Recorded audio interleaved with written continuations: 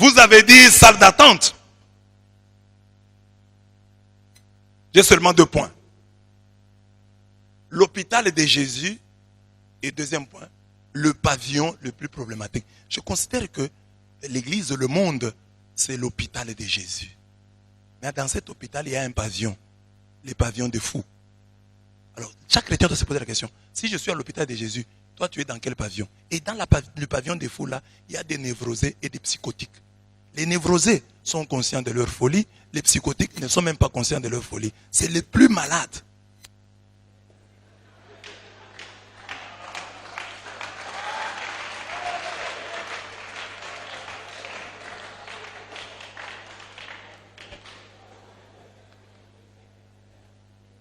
Premier point donc, l'hôpital de Jésus. Quelqu'un a dit, un pasteur que vous connaissez, j'étais son nom faute de temps. Parce que la Bible me dit que l'impudicité, qu'aucune espèce d'impureté et que la cupidité ne soit même pas nommée parmi vous. Ainsi qu'il convient des saints. Il y a des noms qui ne convient même pas de prononcer. Ephésiens 5, 3. C'est la Bible. Ça, parce que ce qu'on dit là, c'est de l'impudicité, de l'impureté, de la cupidité. Alors ne prononçons pas leur nom au milieu de nous comme il convient à des saints. Quelqu'un a dit, l'église catholique est une salle d'attente de l'enfer. Il a d'abord commencé par dire d'entente. Et puis il a corrigé d'attente. Et il oublie que l'expression qu'il utilise là n'est même pas biblique. Salle d'attente, c'est biblique. Même l'enfer. C'est pas biblique. L'enfer n'est pas biblique. Le terme enfer, la Bible utilise le mot Géhenne, Sheol, etc. Mais l'enfer, c'est catholique. Regardez même dans vos dictionnaires, à vous les professeurs, vous ne trouvez pas le mot enfer. Enfer, donc salle d'attente, c'est pas biblique. Enfer, c'est pas biblique. Donc c'est catholique, donc enfer, le terme. Mais moi je vais utiliser les termes de la Bible pour parler de l'église. Dans l'évangile de ce jour, Marc 2, 13 à 17, l'église catholique, toute église, mieux, le monde dans son ensemble, est un hôpital où sont soignés les malades que nous sommes. Ce ne sont pas les gens bien portants qui ont besoin de médecins, mais les malades. Je ne suis pas venu appeler les justes, mais les pécheurs. Marc 2, 17. On va à l'hôpital pour être guéri. Mais tout hôpital qui se respecte a une morgue. Une unité de conservation de corps durant le temps nécessaire avant leur inhumation, avant leur enterrement. En ce sens, un hôpital est une salle d'attente, soit de la vie, soit de la mort. À l'hôpital, on trouve des cas bénins et d'autres graves. Pour les cas graves, on dit, tel est à l'hôpital entre la vie et la mort. C'est-à-dire dans un péril extrême. Mais on voit souvent des gens mourir à l'hôpital pour des cas bénins. Quelqu'un qui avait des maux de tête, on dit il se portait bien, il est allé de lui-même à l'hôpital et arrivé là, il est mort. À l'hôpital. Mais on peut mourir à l'hôpital. Mais on voit aussi ceux dont on attendait la mort guérir, soit lentement, soit promptement, et même miraculeusement. Ah, quelqu'un dans le coma, il va mourir. Il est entre la vie et la mort. Et celui-là retrouve sa santé et sort de l'hôpital. L'église catholique, toute église, tout notre monde est un hôpital. Tous les chrétiens sont des malades. Et Jésus est le seul médecin qui s'occupe de nous en respectant notre liberté des malades.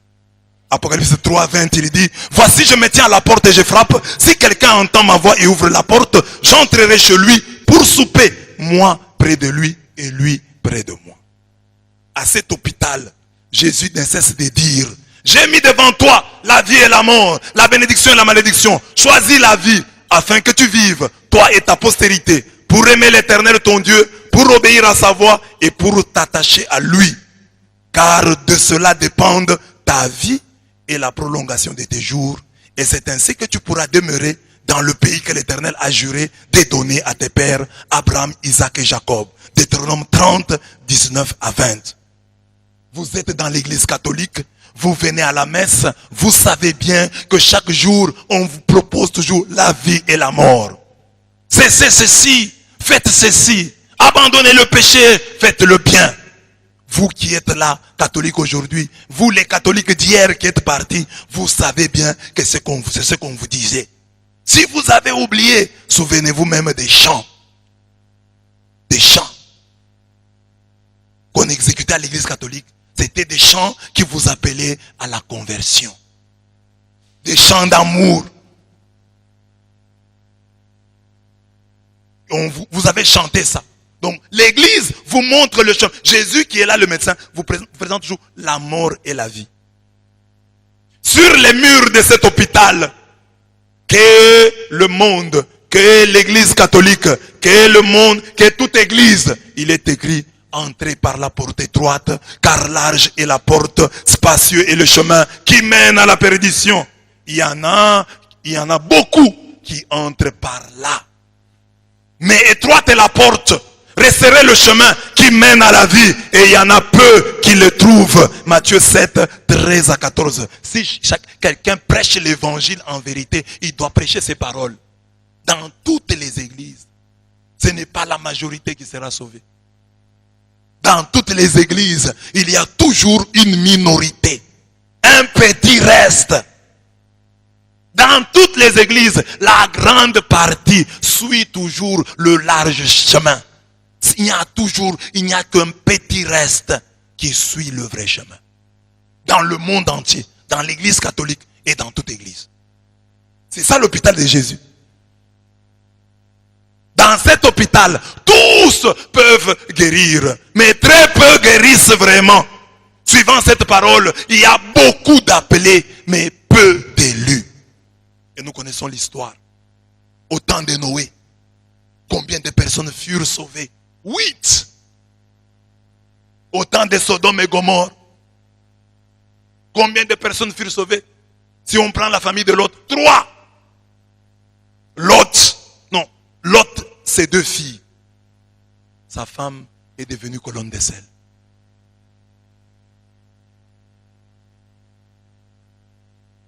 Temps de l'Exode, de tous les vieux, 2 simplement sont entrés dans la terre promise.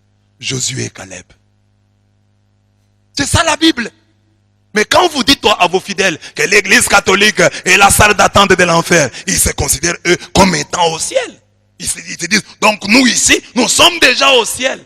Ou nous sommes dans la salle d'attente du ciel. Or, il y a beaucoup d'appelés, mais peu d'élus. C'est la Bible, Matthieu 22, 14. À l'hôpital de Jésus, ceux qui meurent, n'y meurent pas par manque de médicaments, ou par la défaillance du médecin, n'y meurent véritablement que ceux qui rejettent le médecin et ses médicaments. Car Dieu a tant aimé le monde qu'il a donné son Fils unique afin que quiconque croit en lui ne périsse point mais qu'il ait la vie éternelle. Dieu en effet n'a pas envoyé son Fils dans le monde pour qu'il juge le monde, mais pour que le monde soit sauvé par lui. Celui qui croit en lui n'est point jugé. Mais celui qui ne croit pas est déjà jugé parce qu'il n'a pas cru au nom du Fils unique de Dieu. Et ce jugement, c'est que la lumière étant venue dans le monde, les hommes ont préféré les ténèbres à la lumière parce que leurs œuvres étaient mauvaises. Car quiconque fait le mal est la lumière et ne vient point à la lumière de peur que ses œuvres ne soient dévoilées. Mais celui qui agit selon la vérité vient à la lumière afin que ses œuvres soient manifestées parce qu'elles sont faites en Dieu. Jean 3, 16 à 21. Dans cet hôpital de Jésus, il n'y a pas de cas désespérés. Vous avez la fièvre, il vous guérit en la menaçant, comme il l'a fait pour la belle-mère de Pierre. Vous êtes malade depuis 12 ans ou 38 ans, il vous guérit. Comme il a guéri la femme souffrant des écoulements de sang, comme il a guéri le paralytique de Bethesda. Si vous venez à peine de mourir, il vous guérit en vous ressuscitant comme la fille de Jaïros, la fille de Jaïr. Sur la route du ciel, cimetière, il vous rejoint et vous ressuscite comme il l'a fait pour le fils de la veuve de Naïm. Si vous êtes déjà au cimetière depuis 4 jours, il vous ressuscite comme Lazare. Si au cimetière, vous êtes déjà devenu ossement desséché, il vient avec sa parole et son esprit vous ressusciter. Ézéchiel 37, 1 à 14. Voici, j'ouvrirai vos sépulcres, je vous ferai sortir de vos sépulcres, ô mon peuple, et je vous ramènerai dans le pays d'Israël, et vous saurez que je suis l'Éternel, lorsque j'ouvrirai vos sépulcres, et que je vous ferai sortir de vos sépulcres, ô mon peuple. Ézéchiel 37, 12 à 13. C'est pourquoi la Bible affirme que Jésus est descendu aux enfers. Il y a une différence entre enfer, qui est l'état des damnés, des condamnés, et les enfers, qui sont les séjours des morts. C'est ça le terme, la différence qu'on établit entre l'enfer et les enfers. Jésus est descendu aux enfers et non en enfer. Christ est descendu aux enfers. Christ aussi a souffert une fois pour les péchés. Lui, le juste, pour des injustes, afin de nous amener à Dieu, ayant été mis à mort quant à la chair, mais ayant été rendu vivant quant à l'esprit, dans lequel aussi il est allé prêcher aux esprits en prison, qui autrefois avaient été incrédules lorsque la patience de Dieu s'est prolongée au jour de Noé. Jésus va même prêcher aux morts. Il va même au séjour des morts. Il dit, il y a encore de l'espoir pour ceux qui sont au séjour des morts. On peut leur annoncer la parole. Ça c'est 1 Pierre 3, 18 à 20. Ephésiens 4, 9 à 10, il dit, or que signifie, il est monté, sinon qu'il est aussi descendu dans les régions inférieures de la terre. Celui qui est descendu, c'est le même qui est monté au-dessus de tous les cieux, afin de remplir toutes choses. Ephésiens 4, 9 à 10. Là, je vous ai présenté l'hôpital de Jésus-Christ. Si elle est l'église du Christ, est un hôpital. Et à l'hôpital, quand on entre,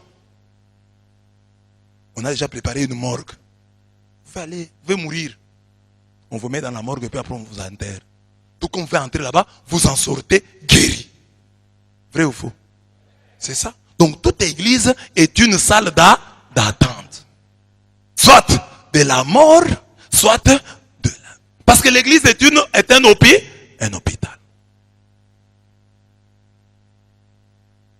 Deuxième point.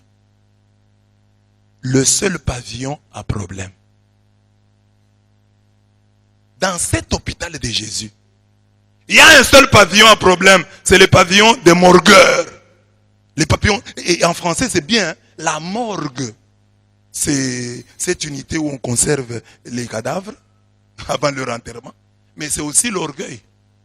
Un homme plein de morgue, c'est-à-dire un homme plein d'orgueil. Les morgueurs, les orgueilleux, les prétentieux, les psychotiques sont dans ce pavillon-là. C'est le pavillon de ceux qui oublient qu'ils doivent travailler avec crainte et tremblement à leur salut. C'est le pavillon de ceux qui ignorent que le grand Paul qui a dit « J'ai combattu le bon combat, j'ai achevé la course, j'ai gardé la foi. Désormais la couronne de justice m'est réservée. Le Seigneur le juste juge me la donnera dans ce jour-là. Et non seulement à moi, mais encore à tous ceux qui auront aimé son avènement. » De Timothée 4, 7 à 8. Paul qui a dit ça, qui a dit qu'il a combattu le bon combat, qui a achevé sa course, dit encore, dit aussi, Philippiens 3, 12 à 14, ce n'est pas que j'ai déjà remporté le prix ou que j'ai déjà atteint la perfection, mais je cours pour tâcher de le saisir, puisque moi aussi j'ai été saisi par Jésus-Christ. Frère, je ne pense pas l'avoir saisi, mais j'ai fait une chose, oubliant ce qui est en arrière et me portant vers ce qui est en avant, je cours vers le but pour remporter le prix de la vocation céleste de Dieu en Jésus-Christ. Philippiens 3, 12 à 14. Donc Paul lui-même, le grand Paul, il a dit, j'ai combattu le bon combat. Mais il dit, je cours encore. Je ne suis pas parfait. Je cours encore pour tâcher de le saisir. Puisque moi aussi j'ai été saisi par Jésus-Christ. Frère, C'est Paul qui dit, le grand Paul. Je ne prétends pas l'avoir déjà saisi, mais j'ai fait une chose, j'oublie le passé. J'ai eu un passé pécamineux, je l'oublie. Et me portant vers ce qui est en avant, je cours vers le but pour remporter les prix de la vocation céleste de Dieu en Jésus-Christ. Il ne s'arrête pas là. En 1 Corinthiens 9, 26 à 27, le grand Paul dit, moi donc, je cours, non pas comme à l'aventure. Je frappe, non pas comme battant l'air. Mais je traite durement mon corps et je le tiens assujetti de peur d'être moi-même rejeté après avoir prêché aux autres. 1 Corinthiens 9, 26 à 27. Dans ce pavillon à problème, on a mis un trait sur ces paroles de Pierre. On ne tient pas compte de ces paroles de Pierre. Écoutez ce que Pierre dit. Pierre, le prince des apôtres, dans 1 Pierre 4, 17 à 18. Pierre dit quoi? Car c'est le moment où le jugement va commencer par la maison de Dieu. Or, si c'est par nous qu'il commence, quelle sera la fin de ceux qui n'obéissent pas à l'évangile de Dieu? Et si le juste se sauve avec peine, que deviendront l'impie et les pécheurs? 1 Pierre 4, 17 à 18. Pierre dit non. Le jugement de Dieu va commencer par sa propre maison. Va commencer par ceux qui prétendent ne pas être la salle d'attente de l'enfer. C'est par eux que le jugement va commencer. Mais Pierre ajoute que, mais si le juste se sauve à peine, se sauve avec 1000 difficultés, qu'adviendra-t-il de l'impie et du pécheur? C'est une remise en question. Que nous soyons catholiques, que nous soyons protestants, que vous soyez de quelle église, vous devez travailler, comme le dit Saint Paul, avec crainte et tremblement à votre salut. Il n'y a personne qui devant Dieu peut dire, de par mes propres forces, je puis payer le ciel. Le ciel est un don de Dieu, c'est une grâce de Dieu. Avec quoi payeras-tu le ciel? Parce que tu es dans telle communauté et tu n'es pas dans telle autre. C'est ça qui te donne le droit d'entrer au ciel? Parce que tu fais ceci et que tu ne fais pas cela? C'est par grâce que nous sommes sauvés. Et si c'est la grâce, nous ne pouvons que y croire et l'espérer, l'attendre. Mais nous ne pouvons pas être prétentieux. Dans la grâce, il n'y a pas de prétention. Qu'as-tu que tu n'aies reçu? Et si tu l'as reçu, pourquoi t'enorgueillir? Le salut est un don. La vie éternelle est un don gratuit de Dieu. Comme c'est un don gratuit de Dieu, qu'est-ce qui te prouve que toi tu l'as et que l'autre ne l'a pas? Ce pavillon dont je parle, c'est le pavillon des psychotiques. Les psychotiques sont différents des névrosés. Les psychotiques ne sont pas conscients de leur maladie. Ils ne perçoivent pas leurs troubles. Ils ne sont pas dans la réalité. Ils ne sont pas dans la demande des soins. Ils n'aiment pas les soins. On peut avoir des fous, mais des fous qui demandent des soins, qui disent soignez-moi, amenez-moi à l'hôpital. Il y en a comme ça, qui sont conscients, plus ou moins conscients. Mais il y a des fous qui, les psychotiques là, eux ne reconnaissent pas. Ils disent que non, je suis bien portant. Pourquoi vous me faites ça? C'est d'eux que j'ai parlé lorsque je commentais ici Isaïe 64, 6. Nous sommes tous comme des impurs et toute notre justice est comme un vêtement souillé. Qui peut contester cette parole de Dieu? Parce que tu pries dans telle église, parce que tu pries dans une église nommée la compassion et que tu la diriges, tu pourrais toi prétendre que tu es pur, que ta justice n'est pas comme un vêtement souillé. Nous sommes tous des pécheurs et nous avons tous besoin de la miséricorde de Dieu. Et c'est triste qu'on puisse rappeler cela à un conducteur d'église. C'est vraiment triste. Qu'est-ce qu'on vous prêche là-bas? J'ai pitié, j'ai de la compassion pour vous qui êtes à la compassion. Parce que qu'est-ce qu'on vous prêche? Qu'est-ce qu'on vous prêche? Isaïe 64, 6. On vous dit ça? J'ai de la compassion pour vous qui êtes à la compassion. Il parle des péchés. Nous pouvons suivre vos vidéos. Parce qu'on peut suivre vos vidéos. Quand les pasteurs prêchent, parlent de l'impudicité à la compassion. C'est-à-dire à la compassion, il y a des impudiques. Quand les pasteurs condamnent le vol à la compassion, c'est-à-dire à la compassion, il y a des voleurs. Et nous en connaissons quelques-uns.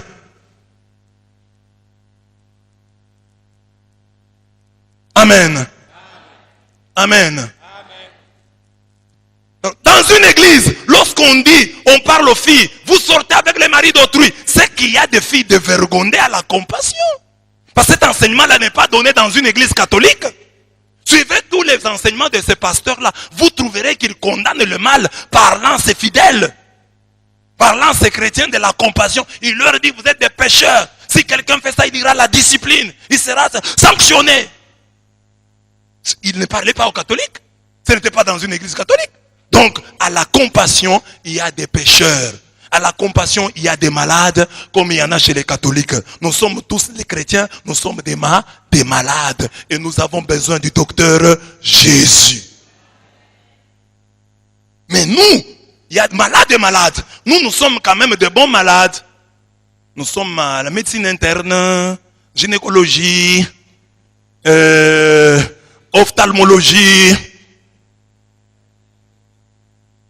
dermatologie. Il y en a même qui sont dans la dermatologie, pédiatrie. Ils ont amené seulement les enfants là-bas. Mais il y a des gens qui sont dans le pavillon. Il y a la psychiatrie. Dans la psychiatrie, il y a des compartiments. Alors, la compassion, c'est la psychiatrie. Mais psychiatrie, mais cellule des psychotiques. Des gens qui sont malades, mais qui sont dans le déni de la maladie. Nous ne sommes pas malades. Jésus dit, je suis venu chercher les malades. Mais eux disent, nous ne sommes pas des malades. Vous êtes des psychotiques, des malades inconscients. Et c'est ainsi. Et vous pouvez comprendre la barbe. Parce que quand quelqu'un devient fou, la première chose qu'il laisse, c'est la barbe. Je suis heureux d'être catholique et de dire, moi, je suis dans l'église, je suis à la pédiatrie de l'hôpital de Jésus-Christ, je suis à la dermatologie, je suis à la médecine interne, je suis à la gynécologie. Tous ceux qui ont des problèmes à caractère sexuel sont à l'urologie. Ils sont conscients de leurs problèmes. J'ai des problèmes de prostate, de ceci, urologie. Et d'autres à la gynécologie. Nous acceptons. Nous sommes des malades, mais nous allons voir les gynécologues. Jésus. L'urologue Jésus, spécialiste en urologie. Et n'oubliez pas que dans l'urologie, même les impuissants vont en urologie. C'est profond, hein? Vous avez compris la profondeur? Mais le comble, c'est de constater que c'est normal. Nous ne devons pas regretter. Nous trouvons justement normal parce que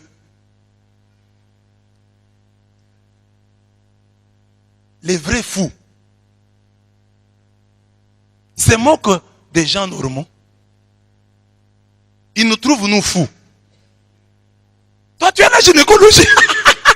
Il va à la gynécologie. Mais toi tu es à la psychiatrie. Et quelle psychiatrie? Si tu es du côté des névrosés, on peut comprendre. Ceux qui ne reconnaissent pas leur folie, les psychotiques là, les psychosés. Nous sommes quand même s'il y a des catholiques fous, ils sont chez les névrosés, conscients de leur folie. Ils disent non, nous sommes ici, la tête me fait mal. Amen. Amen. Et dans le monde des fous là, il y a toujours des histoires qui font rire. On dit qu'il y avait deux fous.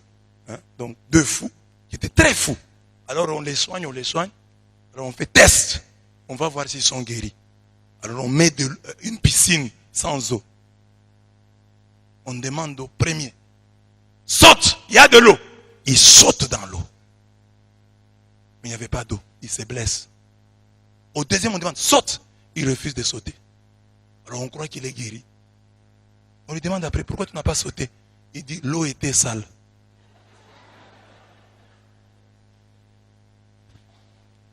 Il est plus fou que le premier.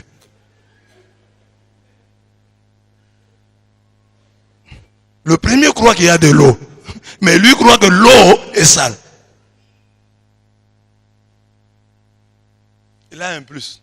Donc, bien-aimés, catholiques, ne vous en faites pas. C'est lui qui traite votre église d'être la salle d'attente de l'enfer. Suivez ses propres enseignements.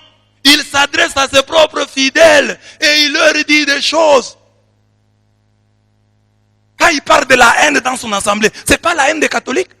C'est la haine des gens de la compassion. Et lui-même là, il est le premier à traiter les autres pasteurs de féticheurs, d'occultistes. C'est dans les églises de réveil. Il y a des occultistes d'après lui. Tous ceux qui font les pleins, plus de pleins que lui sont occultistes. Amen. Amen. Et vous allez vous faire des problèmes pour un homme pareil. C'est un homme pour qui il faut prier. Priez pour lui. Il est malade. Notre frère est malade. Notre frère est malade. Prions pour lui. Prions pour lui. C'est notre frère, mais il est malade. Mais malade, nous tous nous sommes des malades. Mais lui, il est dans le déni de sa maladie. Donc il est plus malade que nous.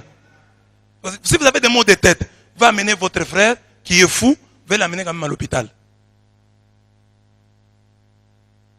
Notre frère est malade. Donc les catholiques, ne vous fâchez pas. Donc trouvez qu'il est malade et ayez pour lui de la compassion, le nom de son église, de la compassion que vous avez pour les malades. C'est un malade. Et vous avez déjà vu, les fidèles de cette église doivent se réveiller. Le pasteur est en train de disjoncter. Vous voyez quand quelqu'un parle de la Vierge Marie, comment il fait ses yeux. C'est le diable en personne. Notre frère est malade. Notre frère est malade. Le frère là, il a gardé notre nom. Il a gardé le nom. Est-ce que le nom là, je ne veux pas le citer. Est-ce que le nom là est de chez vous? Le nom que vous avez, le prénom là, vous l'avez eu où? Vous gardez le nom qui vient de la salle d'attente de l'enfer. Vous connaissez la Bible. Vous savez celui qui a divisé la Bible en versets. Quel est l'instrument que Dieu a utilisé pour statuer sur le canon des Écritures? La Bible que vous lisez là. Parce qu'un fou, quand vous l'amenez même à l'hôpital, il croit que vous lui rendez mauvais service. Un vrai psychotique, il va vous faire du mal, il va vous frapper. Mais l'église catholique, il t'a donné la Bible. La Bible, il y avait beaucoup de livres. C'est l'église catholique, l'instrument que Dieu a choisi pour limiter les livres de la Bible. Vous savez que même Martin Luther doutait de l'authenticité de l'épître de Jacques. Doutait de l'authenticité de l'Apocalypse. C'est grâce à l'église catholique que vous lisez l'Apocalypse. Est-ce que vous avez déjà lu l'évangile selon Judas? L'évangile selon les Hébreux? Ce sont des textes qui existent. Mais l'église catholique les a rejetés. Et vous avez suivi l'église catholique. Si vous êtes contre l'église catholique, vous utilisez d'abord le terme enfer. Vous l'avez trouvé où dans votre Bible? Enfer. La Bible parle de la gêne. L'enfer, c'est purement catholique. Vous utilisez notre Bible. Parce que la Bible, c'est nous qui l'avons dit. Ce livre est biblique, ce livre est non inspiré. Même Martin Luther n'a pas contesté le canon des Écritures. Il a suivi le canon des Écritures établi par l'Église catholique. L'Église catholique est l'instrument choisi par Dieu pour dire que les nombres des livres de la Bible sont comme ça. Pour l'Ancien Testament, pour le Nouveau Testament. Et vous avez les 66 livres proto-canoniques là. C'est l'Église catholique. Luther a rejeté les 7 deutérocanoniques. Mais les 66, c'est l'Église catholique qui dit Isaïe, Jacques, Apocalypse sont des livres inspirés. Amen. Et vous pouvez trouver des gens comme ça. Je ne connais même pas bien sa vie. Mais vous trouverez peut-être qu'il a étudié dans une école catholique. Le français qu'il parle là, il l'a appris dans la salle d'attente de l'enfer. Mais renonce au français. Commence à parler anglais. Il parle des péchés et des pécheurs dans leurs églises. Donc il y en a là-bas. C'est comme les catholiques qui sont troublés là. Oh non, dans notre église, Dieu n'agit pas. Mais mon frère, il n'y a qu'à regarder dans les églises de réveil. que parfois tu envies parce que tu n'y as jamais été. Demande à ceux qui y ont été, ils te diront. Mais dans les églises de réveil, ils prient aussi. Naba sinanga, seyo Yesu Masia, nabelelio. Nabelelio, Yesu elonga nanga, namanyolo nanga ye. Nabelelio. C'est qu'il y a aussi des problèmes là-bas. Cette chanson-là est composée par un catholique. Donc il y a des problèmes là-bas. Nabalaye. Yahweh, Nabalaye. Et puis vous savez que ce pasteur-là s'est réjoui quand l'autre là, celui de l'auteur de la chanson ici, a eu des problèmes. Il s'est réjoui. Et vous vous étonnez qu'il vous critique vous. Si déjà ses propres frères des églises de réveil, il les attaque. Notre frère est mal. Prions pour notre frère. Prions pour notre frère. Il est malade. Ils accusent les autres pasteurs d'occultisme et menacent d'en faire leurs fidèles, mais disent que les catholiques, des catholiques qu'ils sont dans la salle d'attente de l'enfer.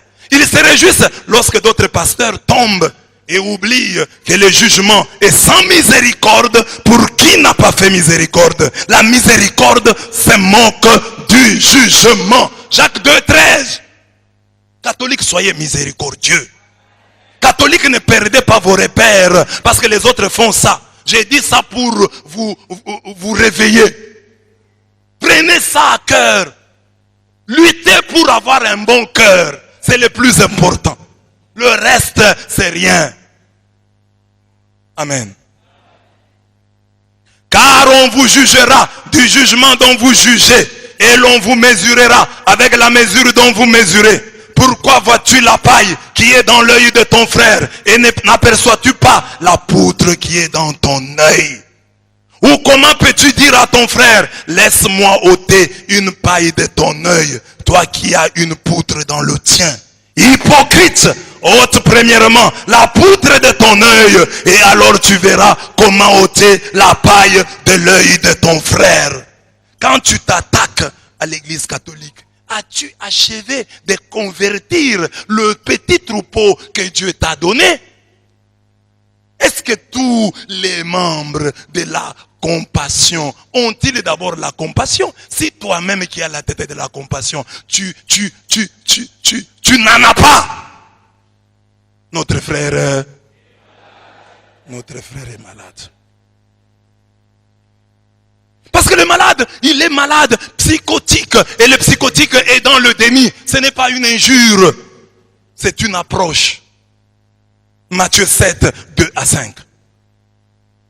Au sujet des habitants de ce pavillon de psychotiques, le Seigneur Jésus dit, si vous étiez aveugle, vous n'auriez pas de péché. Mais maintenant vous dites, nous voyons. C'est pour cela que votre péché subsiste. Jean 9, 41. Nous sommes des pécheurs, conscients de l'être. Notre messe, notre prière, nous reconnaissons que nous sommes des pécheurs. Même quand le pasteur parle, nous disons, laissons-nous interpeller par ce qu'il dit. Nous faisons comme David. Quand Chiméi était en train de l'insulter, David a dit, peut-être que c'est Dieu qui l'a envoyé afin qu'il m'insulte. Catholique, peut-être que Dieu a envoyé ses pasteurs pour qu'ils nous interpellent. Prenons cette insulte avec foi et disons-nous, quelle est la part de vérité qu'elle contient? Là où tu es catholique, convertis-toi. Peut-être il a dit ça en voyant ses propres parents, les témoignages, ils étaient peut-être catholiques, les témoignages de vie qu'ils lui ont donnés, ses voisins, le curé qu'il avait à ce moment-là à la paroisse, les gens qu'il a rencontrés ne lui ont pas donné un bon témoignage des catholiques. C'est pourquoi il dit ça. C'est ça l'appel que Dieu nous lance, que là où tu es catholique, donne un bon témoignage à tes enfants. Donne un bon témoignage à tes voisins. Parce qu'un jour, ils pourront se dresser en ennemis de l'église. Généraliser tes sottises sur toute l'église. Dans l'église, nous le disons. Chaque jour, ne regarde pas nos péchés, mais regarde la foi de ton église. Parce que nous sommes convaincus qu'il y a toujours un petit reste. Et c'est le petit reste là qui est au milieu de nous. C'est ce petit reste là qui est la véritable église du Christ. Notre frère aimant.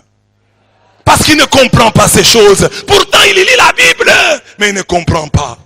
Il explique la Bible. J'ai pitié, j'ai de la compassion pour vous qui êtes à la compassion. Quand vous êtes dans le déni, vous n'êtes même pas dans la salle d'attente. Parce que moi j'ai déjà été une fois à la salle d'attente ici de l'aéroport, mais je n'ai pas voyagé. On peut être dans une salle d'attente et ne pas être reçu. On peut être dans une salle d'attente et ne pas être accueilli. Qui n'a jamais été dans une salle d'attente et est parti sans avoir été reçu? Vous êtes là, non? Tu es dans la salle d'attente, mais on ne vous reçoit pas. Tu es dans la salle d'attente, mais tu ne voyages pas. Tu es venu accompagner quelqu'un, ça arrive. Mais nous, au moins nous sommes dans la salle d'attente. Nous avons encore la possibilité d'annuler le vol, de sortir. Mais vous, avec votre psychose, vous êtes déjà en enfer. La compassion, c'est l'enfer. L'église de la compassion, c'est l'enfer. Notez ça, mettez ça sur internet, partagez. L'église de la compassion, dirigée par un psychotique, c'est l'enfer des psychotiques. Nous au moins nous sommes dans la salle d'attente, donc nous pouvons partir. Quelqu'un peut dire, ah, je me convertis et je quitte cet enfer. Quelqu'un peut dire, mais vous êtes en enfer. Il n'y a plus de point de non-retour. Vous vous croyez saint, vous vous croyez parfait. Vous êtes parfait vous. Il n'y a pas de voleurs chez vous. Il n'y a pas de gens qui calomnient leurs frères là-bas. Votre pasteur s'est réjoui de la chute de l'autre. Moi je suis catholique ici, mais j'ai regretté quand on a arrêté le pasteur Mukuna. Moi j'ai regretté quand on a arrêté Moïse Mbiye. Je suis catholique pourtant. Qui a la compassion? L'église la compassion, mais avec un pasteur qui n'a pas de compassion. Un homme haineux, ça se voit au visage. C'est un homme haineux. Parce que même Dieu, quand Dieu parle, vous pensez que quand Dieu condamne nos péchés, son visage est comment? Amen. Amen. Si nous sommes dans la salle d'attente de l'enfer, dans le vestibule de l'enfer, vous êtes déjà en plein enfer. Notez ça. Partagez. Notre frère Emma.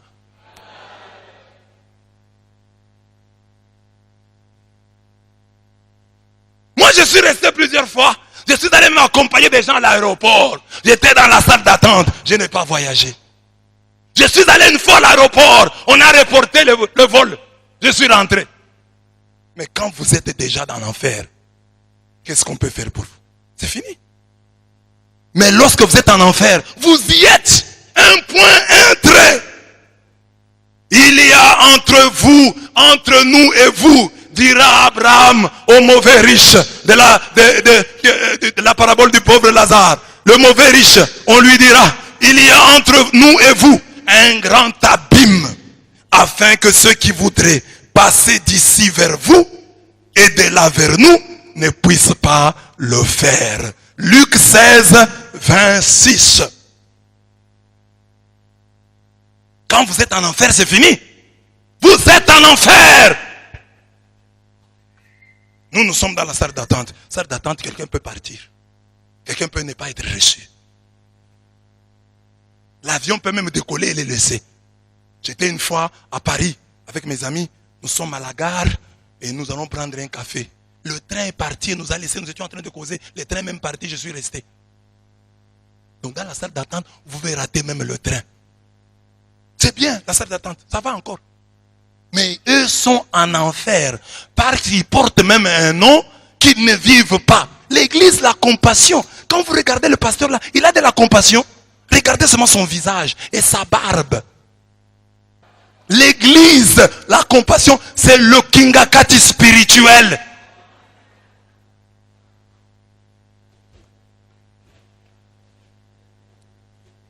Il croyait qu'il a le monopole. Pasteur, vous n'avez pas le monopole. Hein? Vous n'avez pas le monopole de la folie. C'est pas parce que les gens se taisent, vous pensez que vous avez le monopole. Nous avons des réponses. Nous répondrons maintenant du tac au tac. C'est pas parce que les prêtres se taisent. Même quand je le fais ici, je sais que mes confrères prêtres qui verront ça vont regretter. Parce que ce n'est pas dans nos habitudes. Mes chers confrères, comprenez-moi. Il faut des fois répondre au fou selon sa folie. C'est la Bible qui le dit. Lisez Proverbe 26, 5. Lisez dans vos Bibles. La Bible dit, le fou, il faut lui répondre selon sa folie. Sinon, il risque de se croire sage. C'est la Bible. Les catholiques qui verront cette vidéo, vous direz la Bible les a exagérés. Il a répondu au mal par le mal. Je ne voulais pas, mais on m'a contraint.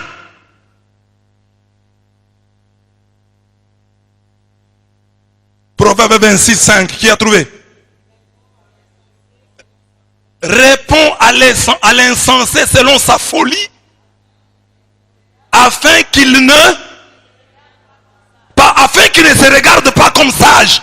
Parce qu'il va penser comme il dit ça, et que les gens, le monde entier bouge. Il croit qu'il est sage, il n'est pas sage.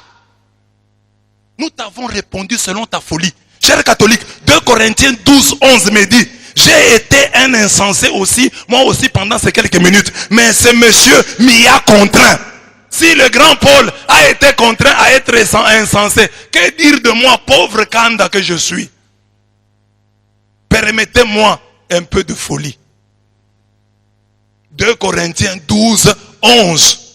C'est toujours dans la Bible. Comment vous attaquez des gens qui ne vous attaquent pas? Des gens qui vous ignorent superbement. Pourquoi vous les attaquez? Vous volez nos fidèles sur base des mensonges pour vous enrichir. Dans vos églises, c'est toujours l'argent, l'argent, l'argent. Pourquoi est-ce que vous ne vous associez pas aux autres? Quand quelqu'un crée une église, est-ce qu'avant lui, si l'église catholique est dans l'erreur, amen, supposons que l'église catholique est une sorte d'attente de l'enfer. L'église de la compassion est née quand? Donc avant l'église de la compassion, il n'y avait pas une autre bonne église où ce pasteur-là pouvait aussi entrer. Tu quittes l'église catholique, tu crées ton église. Et ça c'est normal. Quitte l'église catholique, mais entre dans une autre bonne église qui existait. Parce qu'il y avait des bonnes églises. Il ne faut pas dire que Dieu a attendu ta naissance et la création de ton église pour commencer à parler aux Congolais. Tu n'es pas sorti de la cuisse de Jupiter. Amen. Alors, tu pouvais entrer dans une autre église, mais pourquoi créer ton église? C'est pour te faire du fric. Fais-toi du fric tranquillement. On sait, tous les Congolais savent comment tu as souffert pendant le confinement. Tous les Congolais savent. C'est que comment tu as tweeté. Pourquoi on permet ça? Et on ne veut pas les églises. Tu as fait des problèmes. Nous n'avons compris ça. Il y a une maladie dans le monde. Laissons. Quand la maladie passera, nous retournerons. Mais toi, tu étais inquiet. Tu as tweeté plusieurs fois. Et déjà, les gens ont trouvé que ta tête ne fonctionnait pas bien à l'époque.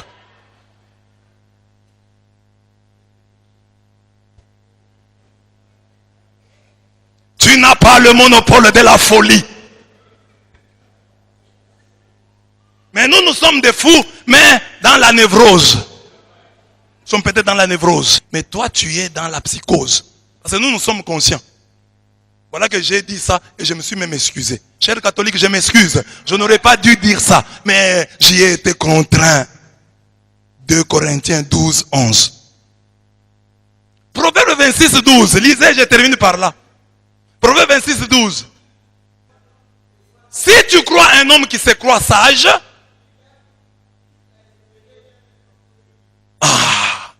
comme ce pasteur-là se prend pour un sage, il faut même espérer plus d'un fou que de lui. C'est la Bible. Quand la Bible dit là, ce n'est pas grave. Quand moi j'ai dit, oh, la Bible les a parlé. La Bible dit non. Amen. Amen. Amen. Maintenant, c'est ça qu'on va faire. Il dit, on répond. Alors on va voir celui qui est fort. Nous avons répondu. Depuis des années, l'église catholique ne fait que répondre. Tu connais Contra et Aireses? Tu connais ces livres-là? Nous avons commencé à répondre aux hérésies depuis. Nous sommes donc spécialistes en apologétique. Si tu veux on te répondra du tac au tac. Ce n'est pas parce qu'on s'était qu'on manque d'arguments. Nous ne manquons pas d'arguments. Et nous ne manquons pas les informations. Il y a des pasteurs de votre temple qui ont fait beaucoup de bruit. Aujourd'hui, ils sont rentrés. Ils se sont. Soyez calmes. Soyez calmes. En Mbujimaï, ici, il y en avait un qui disait qu'il détruirait la cathédrale, notre cathédrale de Mbujimaï, et qu'il l'achèterait. Aujourd'hui, on l'a chassé de son église. On ne blague pas avec l'église catholique. Nous n'allons pas t'amener en justice. Nous étions calmes, assis dans notre coin, priant pour le pays, priant priant pour la nation, cherchant des solutions pour le peuple congolais, pour le peuple du monde entier. Et tu es venu troubler notre paix. En ces temps où nous prions pour le président, pour qu'il puisse réussir l'union sacrée, toi tu viens créer la division. Les politiciens veulent créer l'union sacrée. Toi, l'homme de Dieu, tu viens créer la désunion souillée. Après avoir parlé de lui, même sans le citer, nous voyons lui. Que Dieu ait pitié de lui. Il ne sait pas ce qu'il fait. Nous avons nous-mêmes dit qu'il est malade. Notre frère est malade. Que Dieu lui pardonne. Que Dieu ait pitié de lui. Que Dieu lui ouvre les yeux. Qu'il voit là où se trouve l'essentiel. Que le diable qui est en lui, qui le pousse à parler en mal contre le corps du Christ, l'Église, qui le pousse à parler en mal contre la très sainte Vierge Marie, Mère de Dieu, que ce diable-là soit chassé. Que ce pasteur soit délivré de tous les démons qui l'habitent, de l'esprit de Python qui est en lui, parce qu'il a un esprit de serpent. Dieu a dit quoi dans la Bible? Il y a une hostilité entre la femme et le serpent. Il est de la postérité du serpent. Le serpent est entré en lui. Hein? Quand vous voyez, quand ses yeux gonflent là, c'est le serpent. Donc prions. Prions pour lui et pour tous ceux qui sont contre l'Église catholique. Que Dieu les aide. Que Dieu ouvre leurs yeux. Qu'ils comprennent que c'est eux les antichrists. C'est eux qui sont sortis de chez nous. Prions le Seigneur. Éternel Dieu de gloire. Nous avons parlé, répondu selon la folie. Mais tu sais que ce n'est pas dans nos habitudes. C'est parce que toi-même tu nous dis de répondre aux fous par sa propre folie, afin qu'ils ne puissent pas se croire sages. Nous voulons que les chrétiens soient unis. Nous voulons que les chrétiens s'accordent sur l'essentiel. Jamais on a vu des occultistes, les rosicruciens s'attaquer sur les réseaux sociaux. On n'a jamais vu les francs-maçons s'attaquer. Et parfois nous sommes obligés de le faire. Prends pitié de nous et aide-nous à faire mieux. Touche les cœurs, touche les vies. Change le cœur, change les vies. Change le cœur de ce pasteur. Change le cœur de ces fidèles. Que nous cherchions tous l'essentiel. L'essentiel c'est de nous accrocher à toi et d'aider notre monde à te connaître, à t'aimer et à te suivre. Il y a des musulmans, il y a des bouddhistes dans le monde qui attendent que quelqu'un, un chrétien de n'importe quel bord, celui qui parle du Christ, aille les évangéliser. Oui Seigneur, nous serons heureux d'apprendre aussi que ce pasteur est allé rester en Iran pour prêcher aux musulmans. Il est allé en Inde prêcher aux hindous. Il est allé en Chine prêcher aux bouddhistes. Il est allé au Japon prêcher aux shintoïstes. Ô Dieu de gloire, pour que le christianisme et l'évangile puissent avancer. Aide-les Seigneur, aide-nous Seigneur, toi qui es notre Dieu. Nous allons prier aussi pour nous-mêmes les catholiques. Que ce qui a été dit nous aide à rentrer en nous-mêmes et à dire nous sommes l'hôpital de Jésus. Mais à cet hôpital de Jésus nous sommes. Est-ce que nous prenons tous les produits qui nous sont donnés? Est-ce que nous avons la volonté de guérir? Est-ce que nous voulons vraiment sortir de nos situations? C'est ça l'essentiel. Que là où tu es, tu ne puisses pas donner un contre-témoignage. Que toi, tu puisses aider les autres à découvrir, à rencontrer Jésus, le médecin des médecins. Prions le Seigneur. Seigneur notre Dieu, nous avons dit que nous sommes à ton hôpital des malades. Oh, certains à la gynécologie, l'autre à l'urologie, à la cardiologie, parce que nous avons des mauvais cœurs. Certains sont à l'ophtalmologie, parce qu'ils ne voient pas bien, parce qu'ils sont devenus des aveugles. Mais nous sommes quand même à ton hôpital. Nous refusons d'être dans les pavillons des psychotiques, de ceux qui ignorent, qui sont dans le déni de leur maladie. Nous ne voulons pas être dans ce pavillon. Nous voulons prendre les produits et vouloir vraiment sortir de la maladie. Manger la parole pour trouver la force et être vraiment guéri. Nous voulons, Seigneur, faire cela. Nous voulons, Seigneur, vivre cela. Aide-nous. Aide-nous. Aide-nous.